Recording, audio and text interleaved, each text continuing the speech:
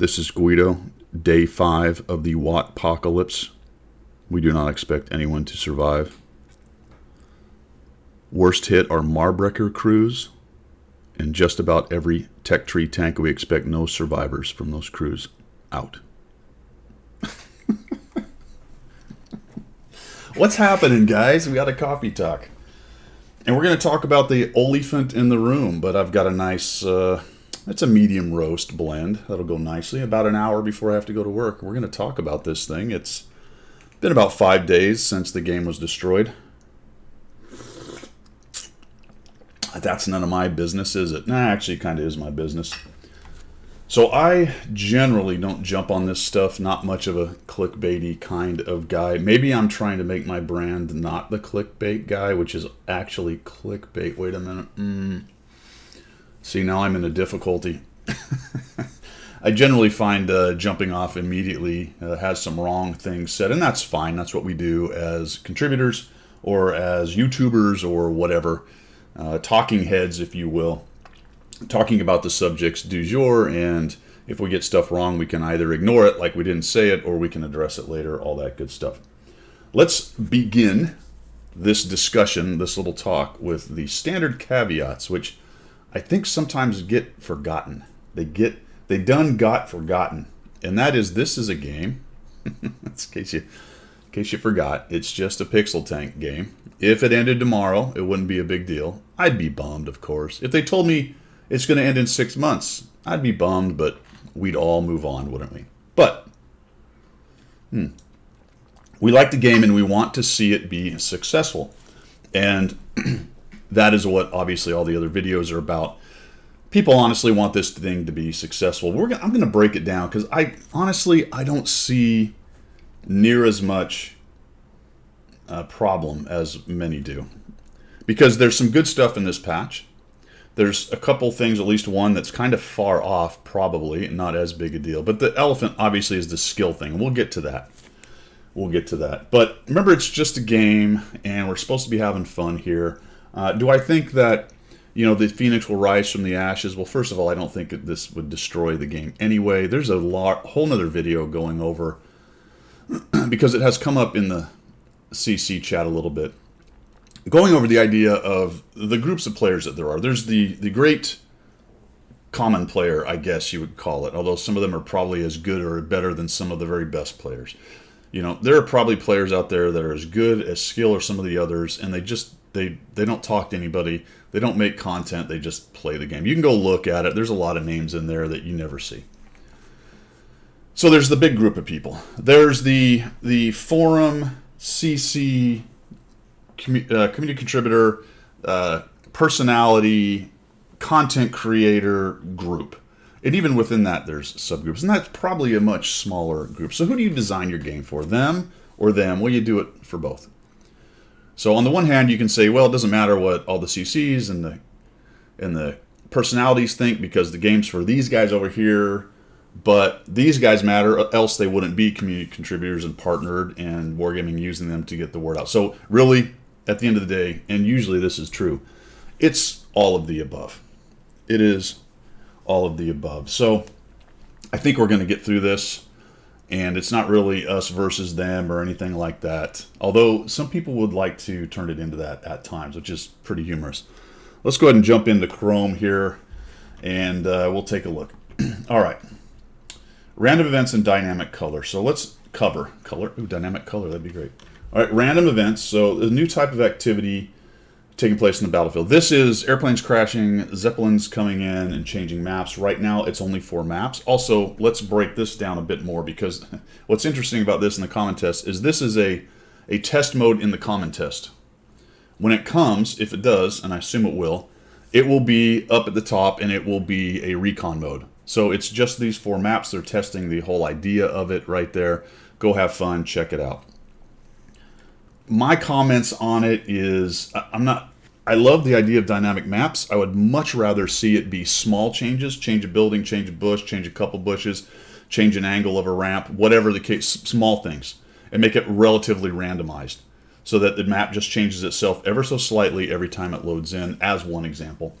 I don't really need these big explosions and airplanes crashing and all that. I think it has other problems with it in terms of completely changing the dynamics of a game you may already be winning based on your knowledge of the game and what's going on. If it always happens at the same time, at the same place, eventually people will adapt and then they'll figure it out and they'll start to use that in terms of their gameplay. So in that case, if that's how it's done, then it's just different, right? It's flashy, it's different, you'll learn to adapt. There you go. That's really the bottom line on dynamic cover / the random events. Airplanes crashing, boats screaming through in there into the harbor and crashing into stuff. Not a huge fan of tanks getting destroyed just because that crap happens. Seems like super artillery. You get tracked and then something kills you that you really have zero control of. Whatever. All right. So that's that piece. Now, what else we got? We've got Reworked crew perk. We're gonna leave that one, folks. We don't want to. Let's not get too crazy. All right, Japanese tank destroyers. Okay, great. We got a new line, right? New line. We've been talking about Japanese tank destroyers for a long time. Here they are. I don't think that is necessarily a controversial part of this. Seems fine to me. I've got the tier 8 premium. Having fun with it. Is it too good? Maybe slightly. We'll see what the numbers come out to. I'll do a full review later. So I don't think any big deal with that. That's obviously, I don't think, what people are complaining about. Onslaught returns. All right. This is a bit of a pet peeve for me. This is not the game is being destroyed, but it is an annoyance for me. I think wargaming is, how do I say this nicely? I think they don't understand really what's going on. I know they do. Maybe they don't care. I'm trying hard to level this out in my cranium exactly what is going on here. They want you to be able to play and have other classes play and be viable. Light tanks, artillery, to some extent glass TDs and lighter skinned mediums. Nothing on this list. It's over here. Nothing on this list makes me think that's going to happen. Every time I read one of these, it ends with play a heavy tank, or one of the few viable mediums, or one of the assault TDs. Okay, as a general rule, hit points, armor, and the ability to get to the cap have not changed. There's nothing I can see in here that's going to help. In fact, the funny thing is the increased hit point pools of everything by 25%, which sounds great. Like, ooh, my light tank gets 25% more hit points. Well, guess what? So does the mouse. Okay, so there's no help. I would love to see them get rid of the roll XP, because all that does is incentivize specific kinds of gameplay. And because it's easier to get in there and just face punch, Vice do spotting and things like scouts do, especially on a mode where everything is so cap-centric, then that's what people go to. All right, so really all they've done is put what was already there on turbo. Very interesting, but it is 7v7. I do like that. Not a bad mode overall. I'm not really sure what has happened to the ranked reward tanks and where they fit into this. I didn't read in here if you're getting coins and opening up that particular store again, or what's going on with that. I don't know. That's a good question. There's another, I forgot about it. There's another elephant. There's two olifants in this room. It's a very crowded room, all right? I got two elephants in here. That's WoT Plus. We'll talk about that in a minute. Battle Pass collection. All right, that is going to open up these 3 extra coins by just getting collections, which appears to happen in the background. And I have to say, so what? This is neither here nor there. I don't even know why you would bother to put this in. Apparently, if you go through the Battle Pass and do the collections of the decals and various other things, then it fills in another collection, which you've already collected them, but that's a collection of your collection. And then you get 3 extra coins. I don't know if that's monetized somehow. Maybe it's another way to get you to spend gold if you don't get through it. I can't tell from what is going on right there. Very strange, but it's going to happen, and it just happens in the background, and you get 3 extra coins, which is going to help you to get the tanks or the bounty equipment or whatever it is you want. All right, so that's Battle Pass collection. Slots in the garage for credits. Well, I'll take that. That sounds good. 250,000 credits instead of spending 300 gold will get you extra slots in your garage. I'm so relieved because I have 273 extras, so I needed a few more. I probably need another 500 or so. These are another 500 of those bad boys. All right, I'm a whale. I've been at this a long time. Not everybody has a bunch of extra vacant slots. One thing I will say about that that's a little bit interesting to me is the monetization of a garage slot was taken into account in their pricing for their packages when they gave a tank. 300 gold's worth whatever, $2 or whatever it is, $1.50 or something. So is that equivalent to 250,000 credits? I didn't do that math. Makes me wonder if all of a sudden a garage slot is worth more in currency now, not in-game currency, but actual currency, or if that's a wash. Is 300 gold, 250,000 credits? Don't know. That's a good question. I should have probably looked it up, but I'm not going to. So there, take that. We're just going off the cuff like everyone else. Main changes. Wait, what's this? What is that? That button takes me back to the top. This wargaming never change. Surely there's a reason for that. Quit calling me Shirley. Is it down here? No. Okay, in case God, I love this.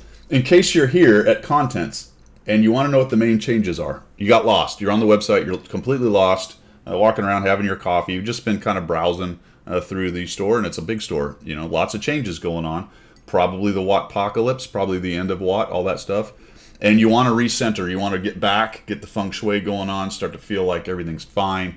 You go, oh, let's go to main changes, and we'll start over. Click. There you go. You're back. Main changes. That has to be something else that I'm not getting. Let's talk about WoT Plus before we get into the real angsty part, the part that just makes people want to get the pitchfork and the torches out. But let me just give a small precursor. Remember when we said we wanted a skill rework? I'm just checking that out. All right, okay. WoT Plus. Okay. Wow. So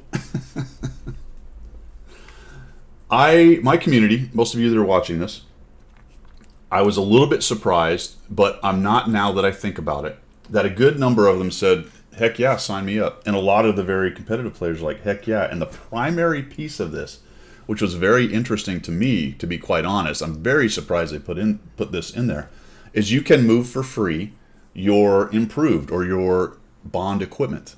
I mean, that is a huge deal. Massive.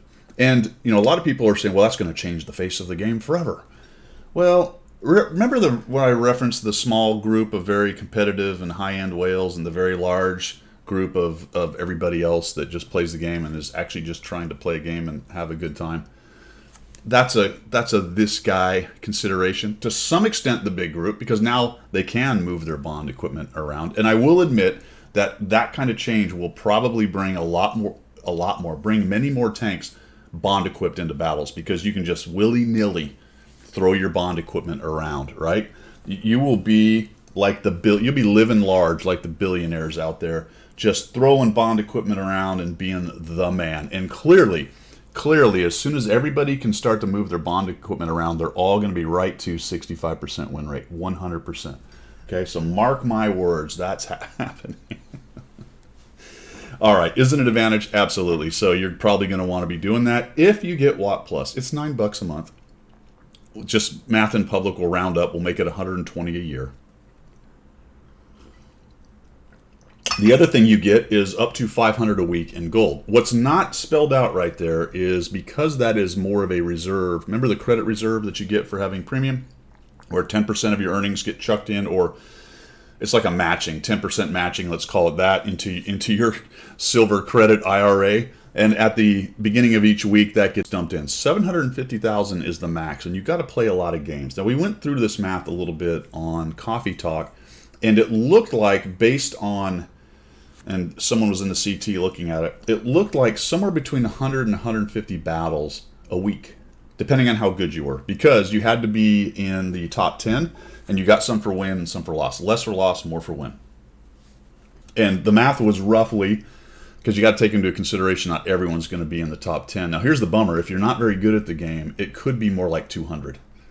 If you consistently get a significant number of games outside of the top 10 in experience, then you're buying a bunch more games to get your gold. That means that $120, which is roughly worth the 26.5 or so gold you could potentially get out of 52 weeks,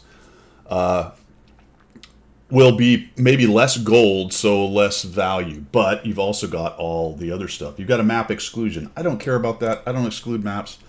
But I get it because it is important to 3 markers who want to exclude things, especially if you're going to take a scout. You can exclude some of the bad, tighter maps, some of the closer phone booth maps, the things that aren't good for scouts. Himmelsdorf, for example, is the one that's often used. So that can be important for them. Free equipment we talked about, gold reserve we talked about. Intensive crew regimen, kind of cool. This is the what do they call those? The mobile games that. Passive game or whatever the heck it's called, where sleepy game I don't want to play but I'm playing, whatever it's called. Your crew can just sit around and read crew books and get on the simulator and train while you're at work. So they're going to build up crew experience. Not bad, and you can freely move which tank crew is getting that training, so that's pretty cool. Exclusive rental vehicle. All right, this one for me, I'm hoping this thing is not overtuned. I have a bad feeling it probably is. I haven't looked at the numbers on it lately. We'll see how it goes when it comes out. But it's the TS54, so you're buying basically with your $120 access for the amount of time that you stick with WoT Plus to a unique TS54. So theoretically, in the first year anyway, because you'd have to keep paying $120, you're getting I think it's a tier 9, maybe it's a tier 8, but you're getting a premium, so 40, 50 bucks, something like that. 26,500 gold, and the rest of it for about $120. Look, is that the end of the world? Is that pretty competitive pricing for what you're getting? Yeah, it is. Is it kind of a cheesy WoT Plus premium plus extra plus on top of an already premium? Yeah, it is. Yeah, it is.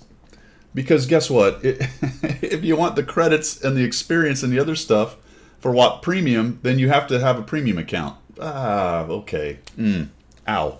That's interesting. I think if you made WoT Plus both of those at a slightly higher price point, but I don't know. Maybe that wasn't a thing. Also, maybe that wasn't in their thought. Also, too, and in addition to, my friends, you can't see it, but I have 990 days. Now, most of that is gifted by Wargaming, thanks guys, through various boxes and other things that CCs get. So that's great. But there are people, whales out there, who spend money and they have 600, 700, 1,000, 1,500 WoT premium days. Because they buy all the boxes and they do all the events and they do everything. They like the game, they play the game. Weird. Does WoT Plus kind of decrease the value to some extent of that? Not directly, but yeah. Yeah, it sure does. So all of that effort and time and money and stuff into your WoT Premium. Now there's a newer, bigger, better thing, and that's what they're counting on. Let's be honest, right? Take it easy there, Mr. Mike. Let's be honest, that's what's going on here. So there's two things. It's like everything, guys. There's two sides to the story out there. On the one hand, is it a little bit cheesy? Absolutely. On the other hand, is it really a pretty good deal if you're already really into the game and you're not bothered by $9 a month to get some better content out of it? That's what they're counting on, and that's how it works, man. I don't... Is that a pitchfork and torch thing? It could be for some people. Not for me, really. Not for me. So this is, I guess this is a smaller elephant. This is probably a baby elephant in the room right here. So you have to activate it on the comment test, you actually have to go through this little situation here, which is interesting. We'll see how it works otherwise when it actually comes out. So that's supposed to be in the update. So all of this is in the update, but remember, going back to dynamic cover and random events, that is a recon mode, which is a test mode inside of the game. All right, so that one is not really imminently going to be dropped on us. All right. Shall we talk about the crew perk system? We shall. Let's do it. So, number one, crew system needs to be reworked. Number two, crew 2.0 or whatever it was called got widely panned, and it was pretty bad. And there was a lot of input, a lot of outrage. Let's dial back outrage. Let's say input and what's the word I'm looking for? Passionate. Okay, passionate opinions. All right, passionate opinions. That's fantastic. That's how a lively, vibrant gaming community operates. People like the game. They want to talk about it. They want to try to help. They want to be involved. They want to make content and discuss it and have fun. So cool. And it kind of got scrapped, but then it reared its head again. I won't say ugly head because this is not bad. Oh, geez. Does that mean it's perfect? Absolutely not. Does that mean the plan's perfect? Absolutely not. In common test, people have already found out, the guys who love to dig in there and start cranking numbers and do builds and all that. And let me backtrack on that just a little bit, because I'm gonna be an outlier on this one. I'm not a huge fan of all the builds. One of the core, this is again another video, one of the core awesome things about this game is that crap didn't exist when it started. And I'll call it crap. This is where now I'll stake a flag on this hill just a little bit right here and defend it a bit. Don't know if I'll die on it, but I'll defend it until I have to run away. The game was created without all of this build nonsense. And that was one of the core things that made it good.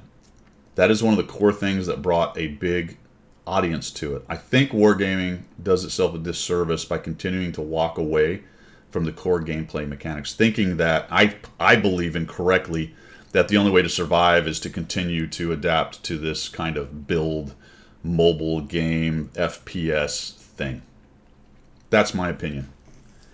The good news generally has been that they have kept many of the skills, equipment, things like that to very small bonuses, so it was hard to build extremely overpowered builds. Unfortunately, over the years, we've stacked so much stuff on top of stuff to include, again, unfortunately, overpowered tanks that they refuse to nerf. So now we have some real outlier tanks that can do some things in the game that are insane in terms of an outlier. And now with this particular skill situation here, there are now these builds that people are finding that are insane. One of the problems is that some of the skills appear to be rather incompetently thought out or perhaps implemented, because some of the bonuses are absolutely nuts, and I'm pretty sure some of it wasn't intended. And that's what a test is for. Hopefully they sort that out. That's why the community is able to give feedback. Some of these guys find these insane things, and hopefully it gets sorted out. The one problem with wargaming, though, in the past has been, for whatever reason, they've been rather slow, sloth-like, to fix some things like that. It takes them a long time.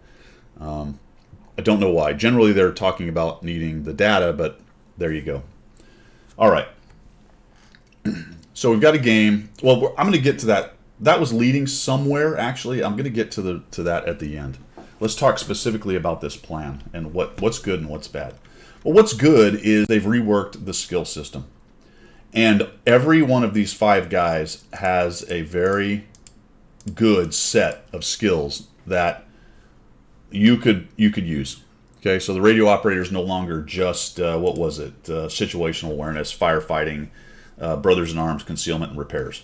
Okay, these other things have some use. In fact, Call for Vengeance was actually kind of a cool skill anyway. It was a bit of an outlier because while it was good, there was many things that were better, but each one of the guys has some good skills. They moved firefighting over to radio operator. I don't know how to feel about that necessarily, but okay. These 3 down here are the whole crew that has to have it: brothers in arms, concealment, repairs. They got rid of the difference between skills and this is fantastic. So they got rid of the difference between skills and perks in terms of they all work from 1% to whatever at a graduated scale until they get to 100%, and then they have 100% of whatever their capability is at that point. What's funny about it is that's how skills used to work. So they got rid of the difference between skills and perks, and they made them perks, and they made them work like skills.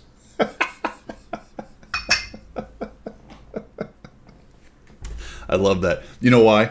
Because I think perks is more the industry standard for the stupid name for things like that. All right, going back to the whole FPS standard game building stuff, development.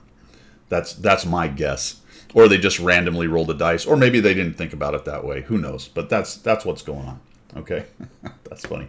So they've reworked some stuff. You can go through this and take a look at what they are. The problem, as I mentioned earlier, with some of these is that as the guys have got in there and really dug in and started to make these builds, which again drives me freaking crazy, but whatever, they have found some bonuses and ways the math is done that have created these real insane outliers in terms of the benefit it gives. This is a standard difficulty with designing games like this. And when you start to add layer upon layer of complexity like this, it's very difficult to look at every single little nuance of it. And gamers are famous for clicking and figuring stuff out like that. Clicking where you didn't intend to, where you didn't want to, the way you thought they wouldn't, or just plain old, holy cow, I didn't realize that. And you get that many gamers this interested in a game, they're going to dig hard and they're going to find this stuff. So hopefully, Wargaming listens.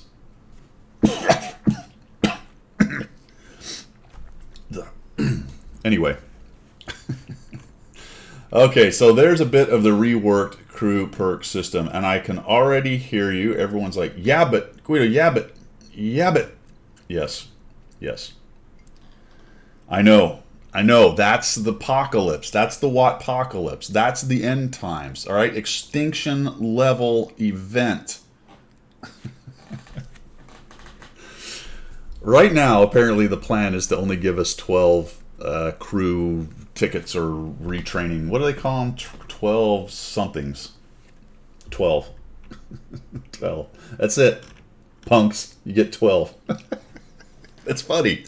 It's actually funny. All right.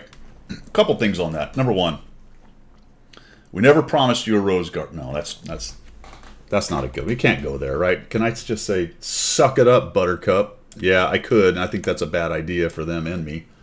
And that's not really how I feel about it. Let's just say this from the very beginning. We actually don't have all the info on this system. Again, that is not a commentary on whether it's good, bad, or indifferent, or whether it's implemented good, bad, or indifferent. It's a fact. There's apparently 3 phases, and this is the first phase, for what it's worth. The video before this one had a different looking screen in terms of the crew and how it was set out. That's the UI piece. And maybe it's simply a rearranging of the UI piece and has nothing else to do with the mechanics or the way the crew is set up. I don't know, because Wargaming in their infinite wisdom has not let us know. Either they didn't think it was important, or perhaps it really just doesn't matter because this is actually the system, and the way you retrain your crews right now won't matter. I don't know. You know, there is speculation potentially that maybe there's a larger reset later on in one of the later phases, and this is just a taster. Here's 6 retraining orders. Check out the crew system. If that's true, and I think it's possible but not probable. I kind of wish it was. We'll see. If that is true, hopefully they're very, very clear about that so people don't waste money respecking crews when they're going to get a total respec later. All right, I think that is a very small chance, but I chuck that out there because we don't have all the data. All right. That being said, is 12 enough? No, it's ridiculous. I mean, it's a clown act. It's a on Wargaming's part, you know, let's call a spade a spade. It's a clown act on Wargaming's part. If you're going to do something like this that's this important, then you would simply just respec every crew, just completely reset everything and let people figure it out. Right? Go from there. If they stick with the 12 and there's no further respec down the line based on the other phases, that's a pretty big screw job. And then I start to buy in a little bit into the idea of Wargaming trying to milk the whales because you're going to want to jump in with all your gold and change things. Break. That being said, now, are people really going to go into a garage of 700 tanks like I have and then respec every crew, or get mad that they can't immediately respec every crew? How many tanks do you play? I'm not saying that justifies it. I'm just, let's be real for just a second.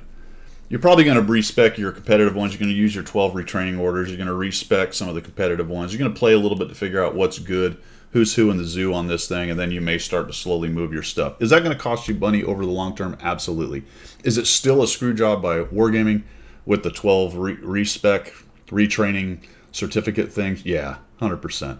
Okay, but let's be real with it. It's not. Is it as big a deal as people are making out? Yeah, I don't know. I kind of say no, my friends. I kind of say no. There are other kind of tertiary arguments here about how you can't really get all of the skills. I haven't dug into the CT too deeply. I'm going off the article right here. We'll see whether that turns out to be true or not. That I don't know. I don't have good data on that. If you know, go ahead and chuck that down in the comments down below. All right.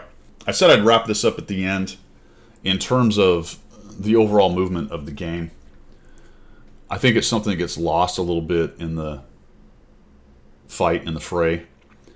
And I mentioned earlier about how all of these things, all of these bonuses and, you know, equipment, improved equipment, experimental equipment, food, brothers in arms, directives,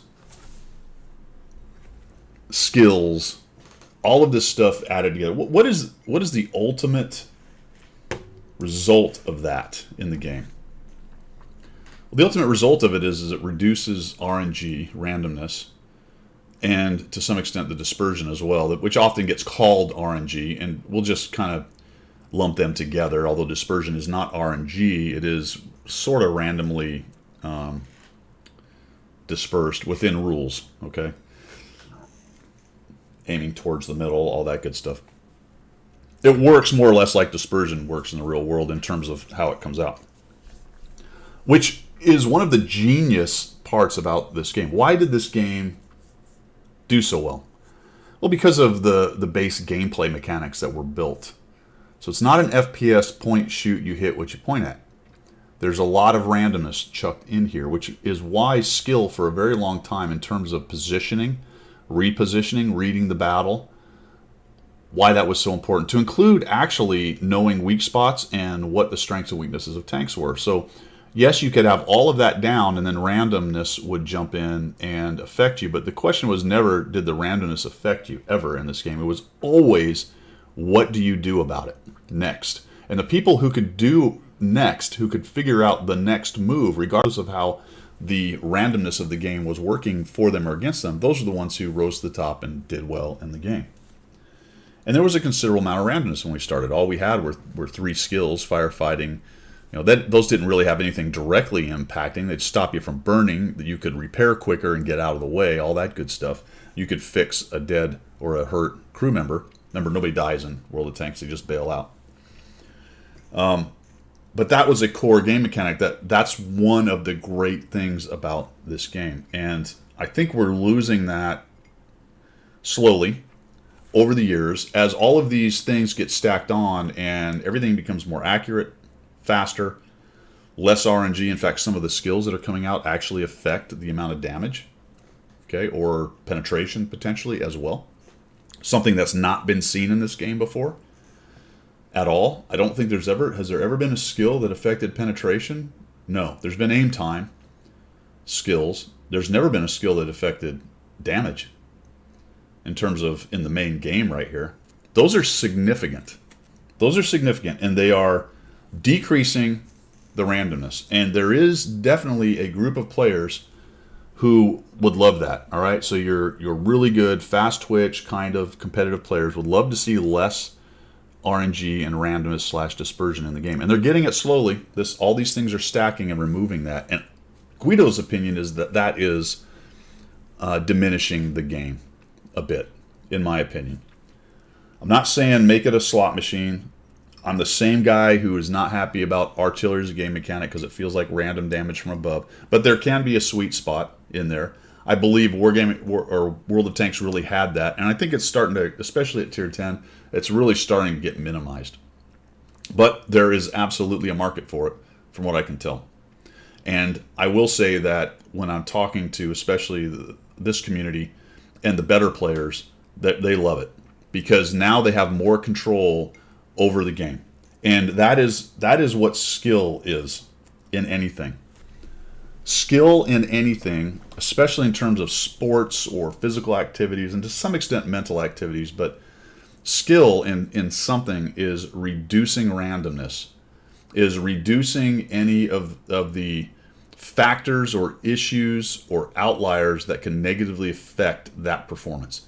The more skill you have, the more you reduce or negate randomness of any kind, or a lack of knowledge or lack of understanding. You minimize. That's what skill is. The higher you go, the harder it is to gain another increment of skill, because you are refining more and more and more, taking out the randomness, taking out the lack of knowledge, taking out the lack of mechanical skill, all that good stuff.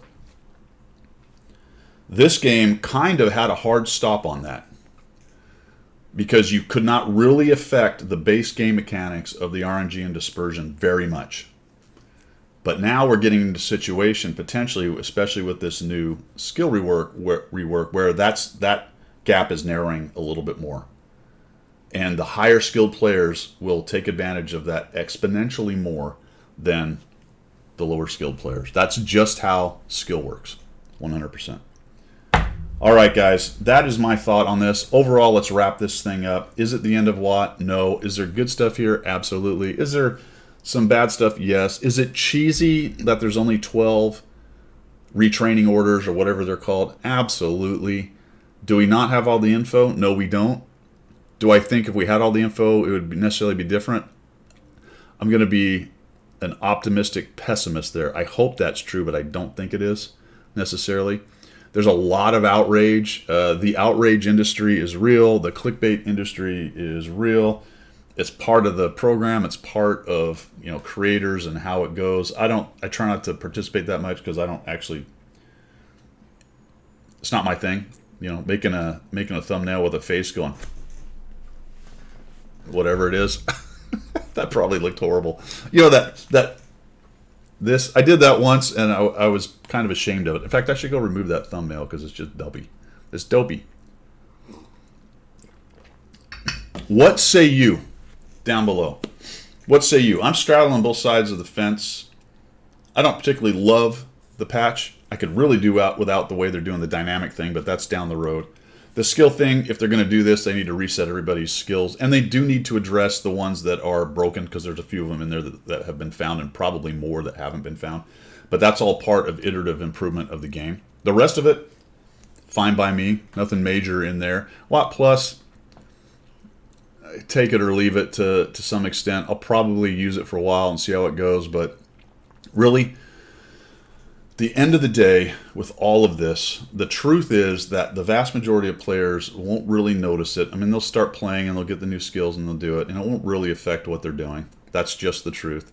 For the upper tier, they'll adapt and overcome, and I think some will actually come out better off for it. I'm already hearing that. I think there's a lot of excitement from certain people, really good players, not the chattering class like me and the other CCs that are better than me, but the other unicums out there are probably looking at this going, bring it. So I think it's a mixed bag, guys. I don't think the WoT apocalypse is upon us, but you know what? Maybe the Chrysler K and the E25 and what else? The Skoda T56 and a WoT Plus are riding across the horizon, and it is the end times. Could be. Let me know what you think down below. Chuck it in there. I'm sure it'll be controversial. Everybody's got a very what's the word I'm looking for? Passionate opinion about this. Should be interesting to watch. At the end of the day, for me, it's more interesting to watch the machinations around the whole thing than to really worry too much about the thing. It's just kind of funny. And I wish I could share some of the CC channel stuff. I can't because I'm under NDA, but it's funny. All right, guys. We will see you.